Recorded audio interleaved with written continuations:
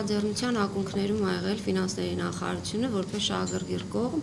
որովհետև սկսած 2019 թվականից կառավարությունը որդեգրել է քաղաքասարակության եւ ընդհանրապես քաղաքացիների մասնակցություն բյուջետային գործընթացներում։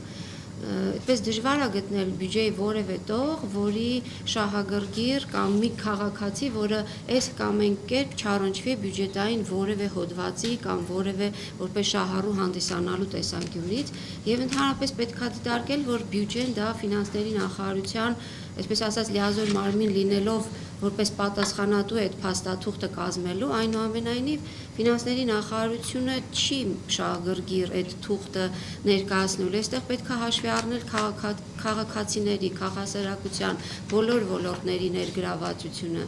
Եվ պիտի ասեմ, որ 19 թվականից կարևորելով քաղաքասարակության մասնակցությունը բյուջետային գործընթացներում, բյուջեի կազմման պրոցեսներում ներառվեցին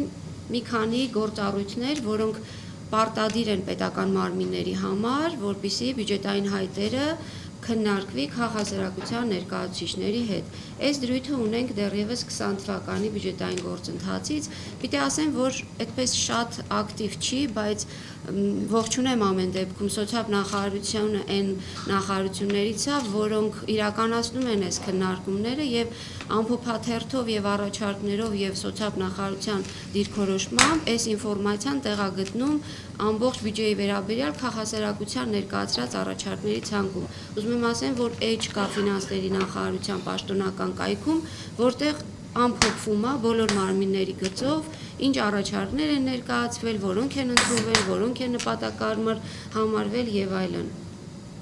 Կուզեի այս հարթակն օգտագործել նաև մեկ ուրիշ քաղաքասարակության ընդգրկվածության մասով, երևի տեղյակ եք, այս մասնակցային պրոցեսները գնալով ավելի խորանում են եւ խոսքը չի վերաբերում միայն պետական բյուջեին, եթե տեղյակ եք, գոյություն ունի համայնքներում մասնակցային բյուջետավորման համակարգ ծրագիր, որը